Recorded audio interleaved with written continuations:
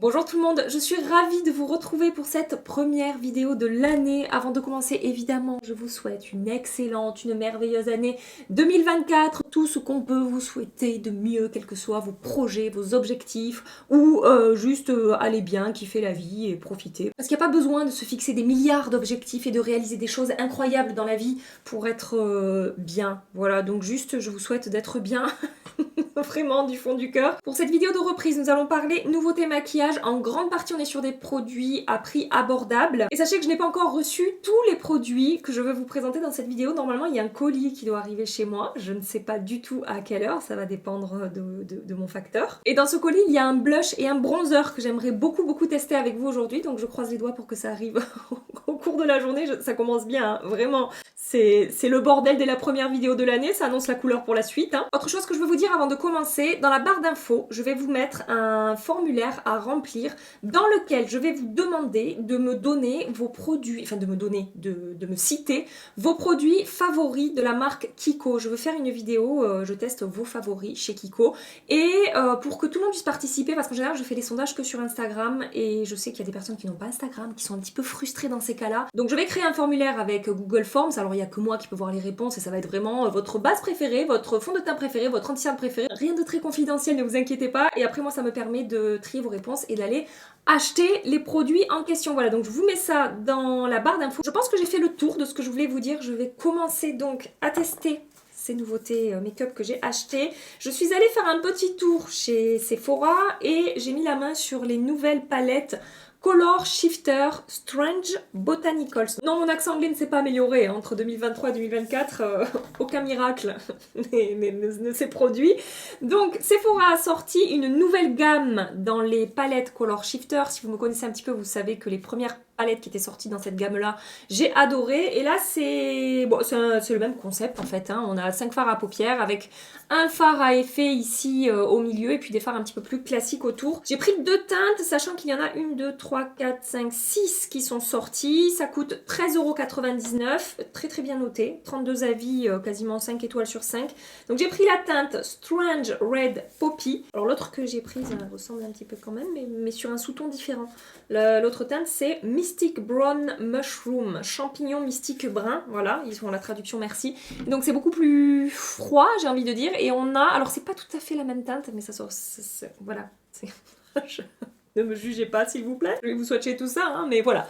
C'est un petit peu le même principe sur ces deux teintes, c'est juste la trame, on va dire des couleurs, l'harmonie de teintes qui change un petit peu autour de ce phare à effet entre guillemets. Ici je vous ai mis champignon mystique brun et ici c'est coquelicot rouge étrange. Alors je vous avoue préférer quand même un petit peu cette harmonie de teintes là. Vous voyez le fard duochrome, c'est pas le même dans les deux palettes, on est sur le même principe.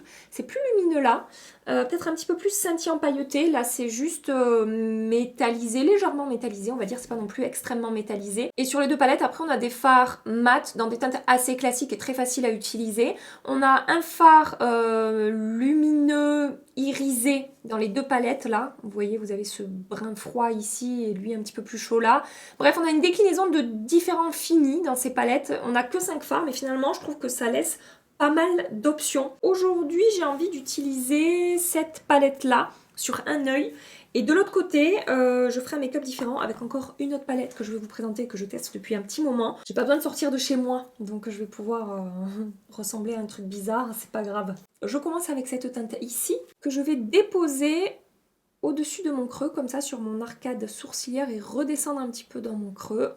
J'ai mis une base hein, déjà, d'ombre à paupières, tout sera dans la barre d'infos. Ah, je vous ai pas dit, bon je pense que peut-être vous avez déjà remarqué, et j'ai eu un petit accident d'ongle, voilà, bon de toute façon j'y vais demain les refaire, mais je voulais vous prévenir que tout va bien, hein, c'est juste que le vernis s'est décroché, voilà. Ensuite je prends cette teinte ici, je vais commencer à travailler mon creux de paupière. Donc la pigmentation des fards mat, c'est bien, franchement c'est facile à travailler.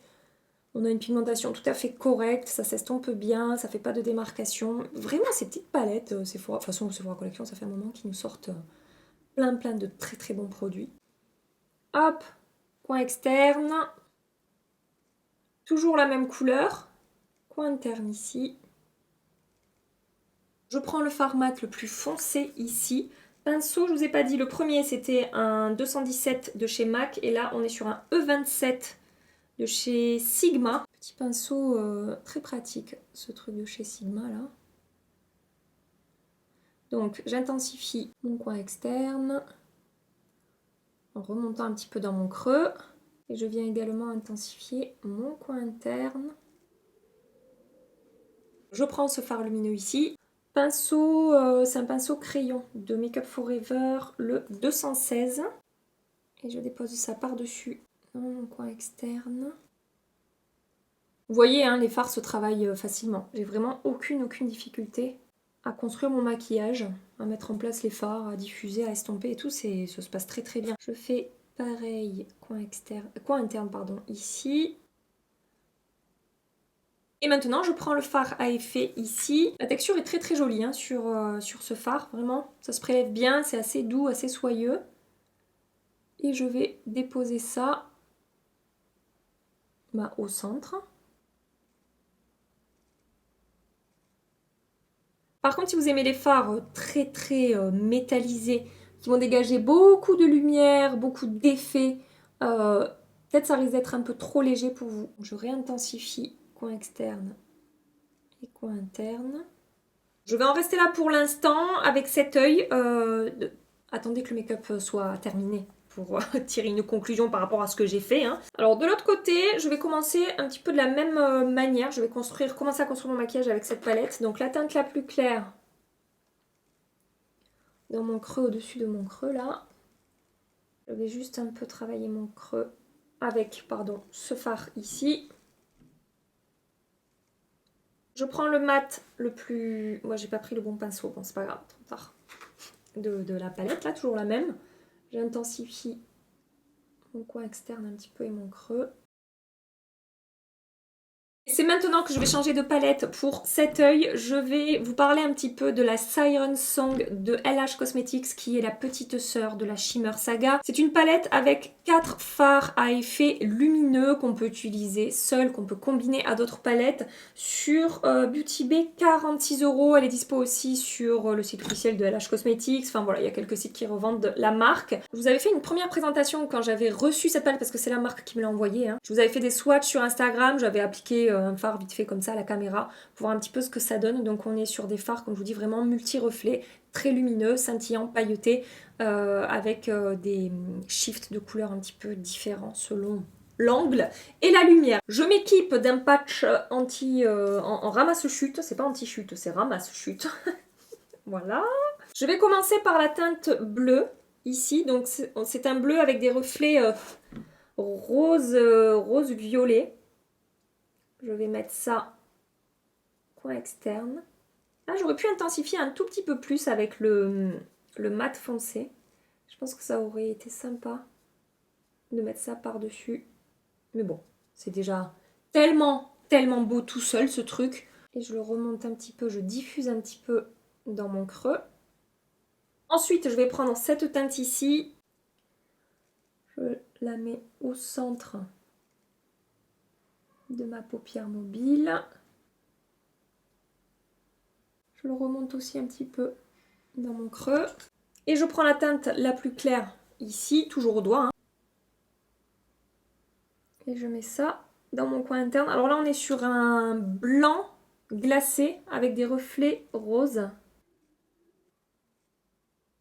Donc concernant cette palette, parce que je ne vous ai pas trop détaillé ce que je pensais du produit, justement, si là pour le coup vous aimez les fards à effet lumineux, scintillants, pailletés, voilà, qui vont être quand même bien plus impactants que ce que j'ai appliqué de l'autre côté, et que vous aimez la Shimmer Saga, vous pouvez y aller, cette palette elle est vraiment super jolie. Après, à choisir entre la Shimmer Saga et celle-là, je vous avoue avoir une petite préférence pour la Shimmer Saga quand même. Alors c'est au niveau des teintes en fait, tout simplement. C'est pas une question de qualité ou quoi que ce soit. Mais je préfère les teintes dans la Shimmer Saga. Mais si vous aimez ce genre de fard, c'est quand même intéressant d'avoir les deux. Parce que ce sont des teintes complètement différentes et ce sont des palettes qui vont complètement se compléter en fait. Voilà. J'espère que vous pourrez voir le dégradé de couleur entre le premier, le deuxième et le troisième fard que j'ai appliqué. Moi à l'œil nu je le vois. C'est beau au niveau de la texture, c'est-à-dire que sous le doigt Ça peut faire un petit peu peur parce que ça se défait un petit peu comme texture. Je sais pas comment vous dire, faut y aller doucement pour le prélever. Ça peut faire quelques petits morceaux, ça peut faire des chutes.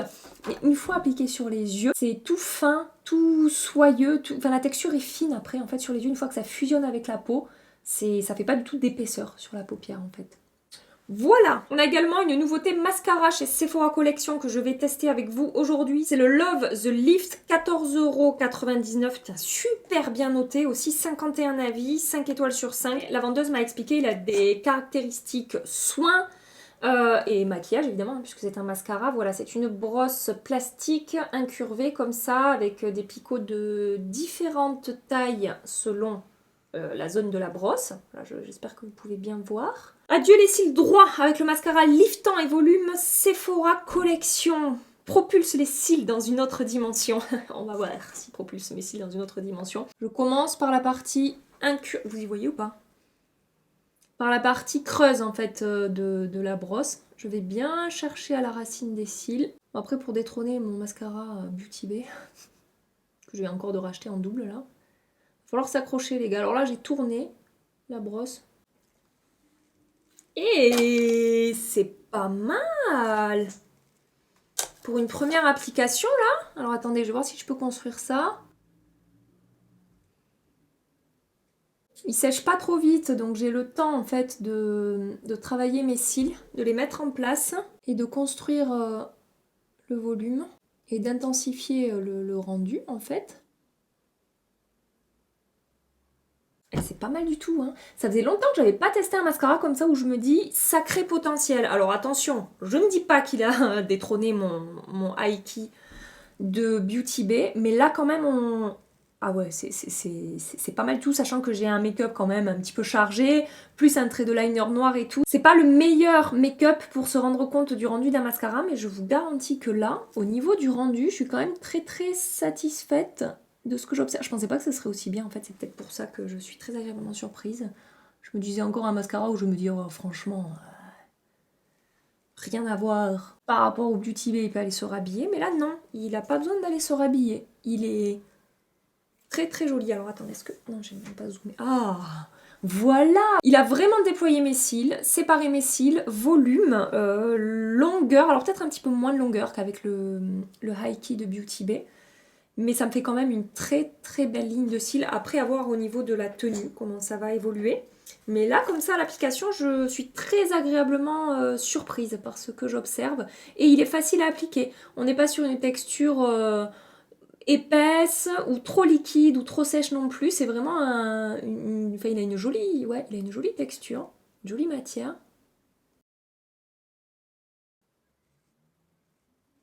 Bah, écoutez, ouais. Pour un premier essai, pour l'instant, c'est validé, à voir s'il tient. Mais là, l'application, je suis très contente de ce que j'observe. J'applique hors caméra, je vais déjà aller me laver les mains, je vais appliquer une base pour le teint parce que j'ai un nouveau fond de teint, soin teinté, sérum teinté là, de grande surface à tester avec vous. Dans la famille sérum teinté de grande surface, Bourjois a sorti sa version. C'est le Healthy Mix Sérum. J'ai pris la teinte 51W, on le trouve sur Amazon. Alors je dis de grande surface parce que Bourjois est vendu en grande surface, mais moi je l'ai acheté sur Amazon. Il coûte 17 €. Je l'ai pas trop vu passer sur les réseaux ce produit. C'est Élise du compte Bulle Toute Rose qui m'en a parlé sur Instagram. Mais c'est vrai que ouais, non, j'ai pas trop vu passer cette nouveauté de chez Bourjois. Pourtant c'est la grande mode hein, des sérums teintés comme ça. Vous savez que le L'Oréal je l'adore, que le Maybelline qui est un petit peu quand même différent, je l'adore aussi. On va voir chez Bourjois si ils nous ont sorti quelque chose d'intéressant ou pas. Donc la teinte 51W, ça donne ça. Vous voyez, c'est assez fluide quand même comme texture. Je vais commencer l'application à l'éponge. On va voir ce que ça donne. Alors au niveau des promesses, je n'ai pas trop regardé. Je me suis dit, oula, c'est très parfumé par contre. Sachez-le déjà pour commencer. J'ai pas trop regardé les promesses parce que je me suis dit que je verrais sur le tas. Je suis le tas. La teinte, un poil trop clair, mais écoutez, ça fera l'affaire. Au niveau de la couvrance, pour l'instant, j'aurais tendance à dire légère. Je vais essayer de moduler un petit peu. Ouais, le parfum est quand même assez présent. Je pense que ça se construit quand même un petit peu. Après, j'irai pas jusqu'à dire que c'est une couvrance moyenne par rapport, par exemple, au Maybelline. Je dirais que le Maybelline corrige peut-être un petit peu plus. En fait, il va être entre le L'Oréal et le Maybelline au niveau de la couvrance, je dirais. J'ai terminé l'application sur la première moitié de mon visage, donc là on est sur le avant avec mes rougeurs, voilà ma peau dans son état naturel. Et ma peau avec ce sérum teinté de Bourjois, donc un petit peu de lumière, mais c'est pas glowy, c'est vraiment une lumière très naturelle en fait. Et concernant la texture, pour l'instant, il a un très beau rendu sur la peau. On a un effet seconde peau, il n'y a pas d'effet de matière. Ça a bien fusionné. Franchement, là, pour l'instant, c'est très joli. Même sur mon menton, là, il n'y a pas de souci. Je vais appliquer de l'autre côté avec un pinceau. J'ai pris un pinceau numéro 7 de It Cosmetics. Bon, avec ce pinceau, non. Ça fusionne beaucoup moins bien là avec le pinceau It Cosmetics, alors peut-être qu'il faudrait que je teste avec un pinceau un petit peu plus dense peut-être. Mais normalement ce pinceau il fonctionne bien pour appliquer les fonds de teint. Donc à voir, je testerai avec un autre pinceau. Là écoutez, je vais continuer à l'éponge puisque pour l'instant ça se passe bien comme ça. Ça faisait longtemps que je n'avais pas testé un produit teint comme ça chez Bourjois, fond de teint, tout ça. Il y a des produits que j'ai énormément utilisés plus jeune, hein, bien avant que je lance ma chaîne YouTube et tout. C'est vrai que ça faisait une éternité que j'avais pas retenté un truc.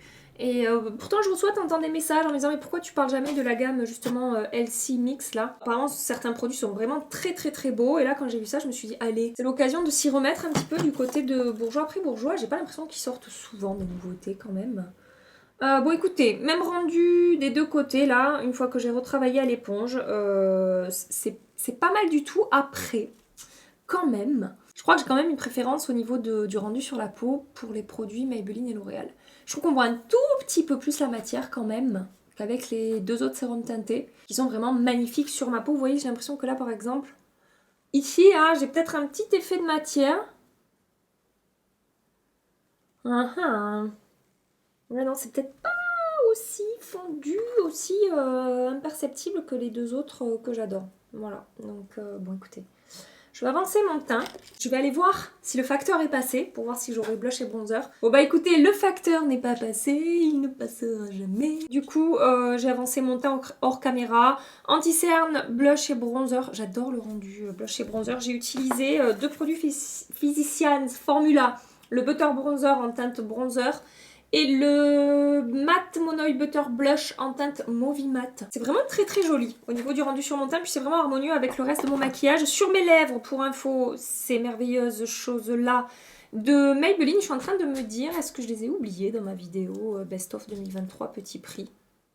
Je crois. Si je les ai oubliées, honte à moi. Je commence avec ce mat ici. J'applique ça tout le long du ras de cils inférieur des deux côtés.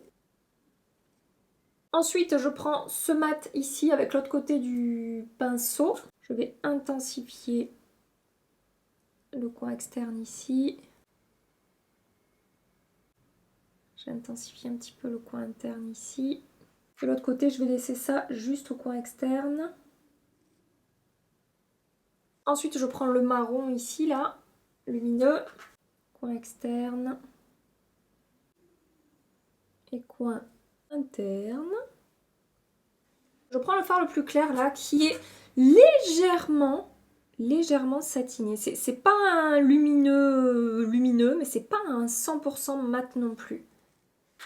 Il a un petit effet satiné, très léger. Donc je mets une touche de lumière avec ça. J'adore ce genre de fard dans le coin interne. C'est une astuce que je vous avais partagée ça. Pour ouvrir le regard, finir de neutraliser l'ombre qu'on peut avoir ici au coin là. Ça marche vraiment trop bien. Maintenant, je prends le bleu duochrome là qu'on a dans la petite palette Sephora Collection et je vais mettre ça au centre, hein, vous aurez compris. Peut-être qu'il va falloir que je m'humidifie là pour que ça ressorte un peu au ras de cils inférieur. Parce que vu que je le fais au pinceau, ou alors il me faudra un embout mousse. Hop. Oui, voilà. Avec l'embout mousse, ça fonctionne. De l'autre côté, vous savez ce que je vais faire? Je vais humidifier le pinceau. Comme ça, avec mon spray Urban Decay. Comme ça, je vais éviter de me coller des paillettes partout. Je vais faire le même dégradé, hein. Je commence avec le fard le plus clair, là. Attendez, je vais essayer l'embout mousse. Ouais, embout mousse. Deuxième fard, c'était celui-là. Désolée, je suis pas vraiment dans le cadre. J'essaie d'éviter de me mettre des chutes sur le teint. Donc je penche ma tête. Pour que si ça tombe pas sur mes cernes. Et ensuite, je prends le bleu. J'ai tourné mon embout mousse à chaque fois. Hein.